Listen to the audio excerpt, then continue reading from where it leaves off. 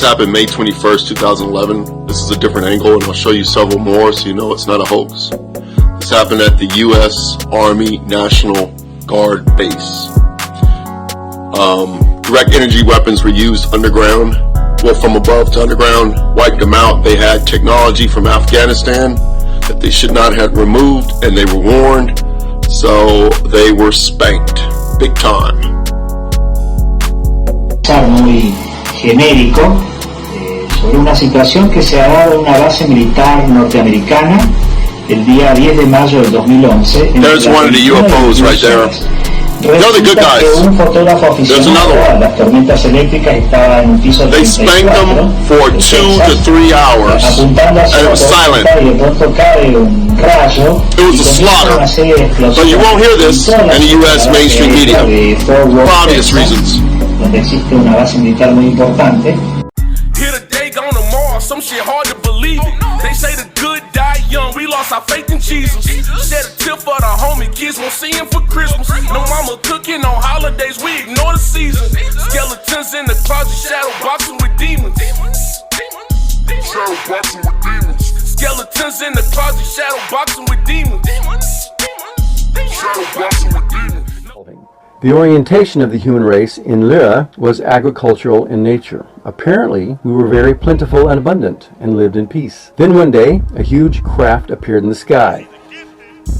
A large ship came out of the huge craft and approached the planet Bila, and reptilians from Alpha Draconis disembarked. Apparently the Alpha Draconians and the Lyrans were afraid of each other. I told you before that the Alpha Draconians were apparently the first race in our galaxy to have interstellar space travel, and had this capability for 4 billion years.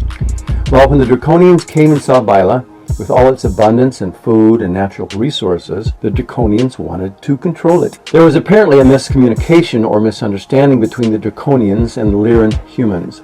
The Lyrans wanted to know more about the Draconians before some kind of assistance was offered. The Draconians mistook the communication as a refusal and subsequently destroyed 3. The Lyrans were basically defenseless. The planets Bila, Tekka, and Merc were destroyed. Over 50 million Lyran humans were killed.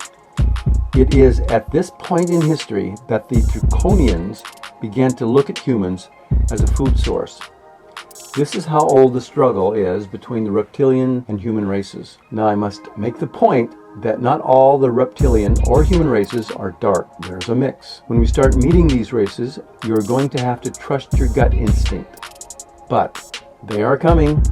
The Draconians are the force behind the repression of human populations everywhere in this galaxy, instilling fear-based belief systems and restrictive hierarchies.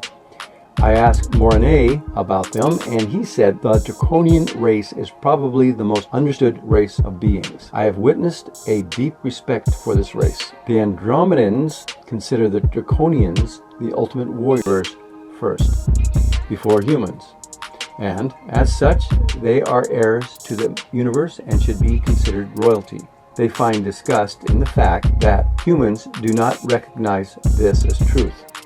They have conquered many star systems and have genetically altered many of the life forms they have encountered. The area of the galaxy most densely populated with the Draconian sub-races is in the Orion system, which is a huge system, and systems in Rigel and Capella. The mindset or consciousness of the majority of races in these systems is service to self. And as such, they are always invading, subverting, and manipulating less advanced races, and using their technology for control and domination. This is a very old and ancient war, and the peace that does not always exist is always being tested by these beings, who believe that fear rules and love is weak. They believe that those they perceive to be less fortunate in comparison to them are meant to be slaves. This belief system is promoted at birth in the reptilian races, wherein the mother, after giving birth, will abandon the offspring to fend for themselves.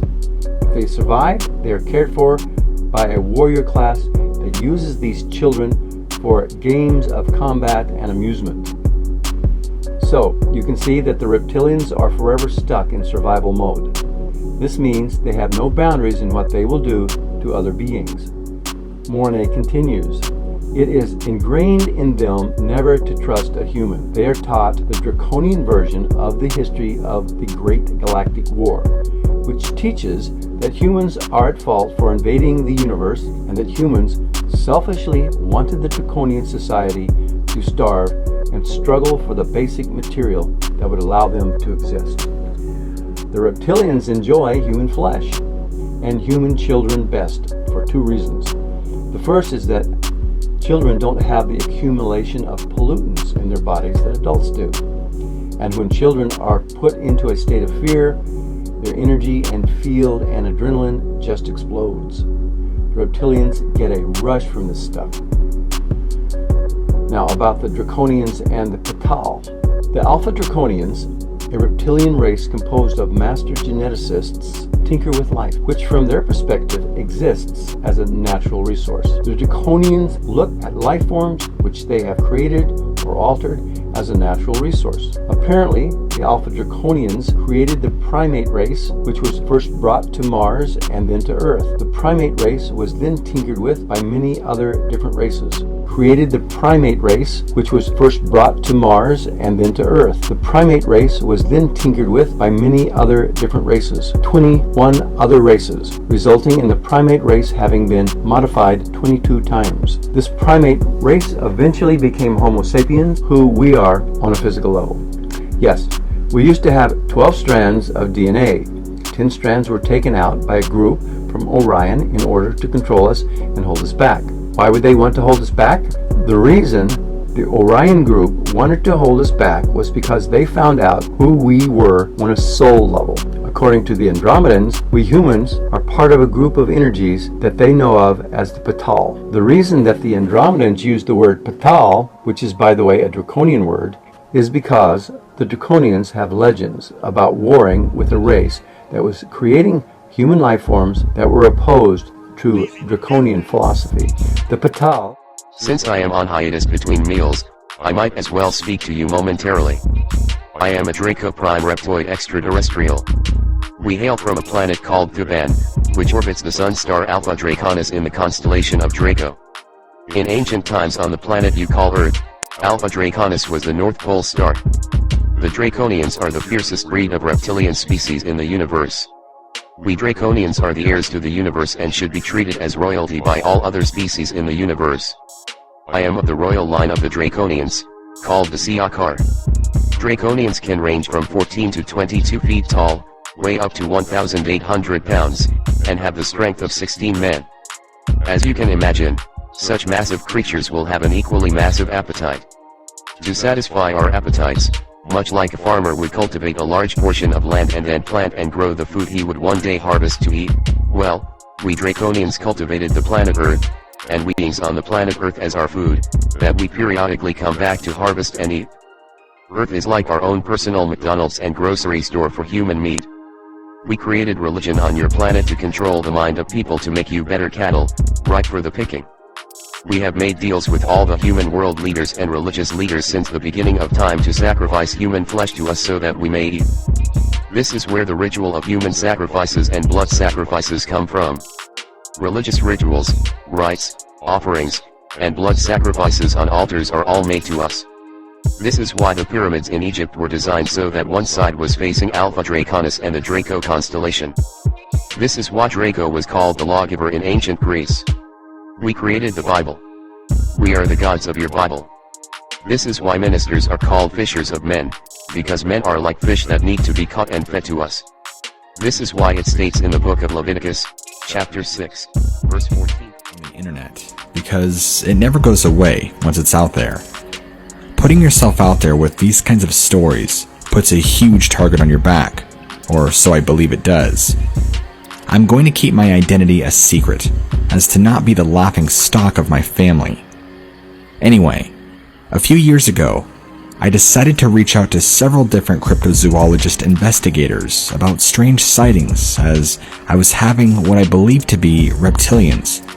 I call them that because they are these 9 foot tall, half human, half lizard-like creatures their face resembling that of a dinosaur. I have always suspected we had more than one cryptid in this state. Normally, it's all Bigfoot, Bigfoot, Bigfoot, but I have yet to see a Bigfoot.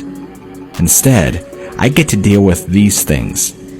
I live close to a large river, and have about 30 acres of land that my parents bought long ago.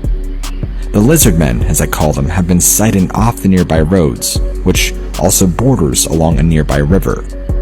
I am originally from Colorado Springs and live near the Fall River.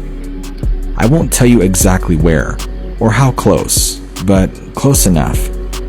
I decided to put out cams to see if I could catch any or get any pictures of these.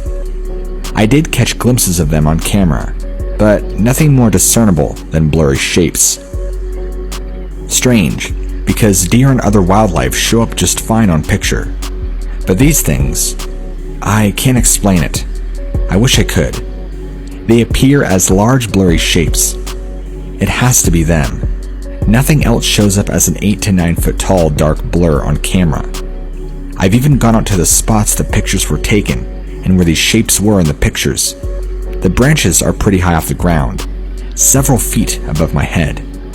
I don't have an explanation for that kind of activity. I've been having strange encounters with these things ever since I was a teenager, back in the 1980s. The first time being when one of these creatures stuck its face against my window while I slept, and I woke up to this hideous serpentine face staring at me. I was so terrified. During this event, as a teenager, for a short while, maybe a few years, we actually lived very close to town. We were not in the thick neck of the woods by any means. For this to happen in such a populated area gave me the chills. At the time, my bedroom window was far off the ground because there was a slope that headed down outside my window, outside my house. That means whatever looked into my window that night had to have been easily over 8 foot tall, and this thing's head filled up my window. I must have thought it was some sort of dinosaur or something, because it wasn't until later in life. Pictures. The branches are pretty high off the ground, several feet above my head. I don't have an explanation for that kind of activity.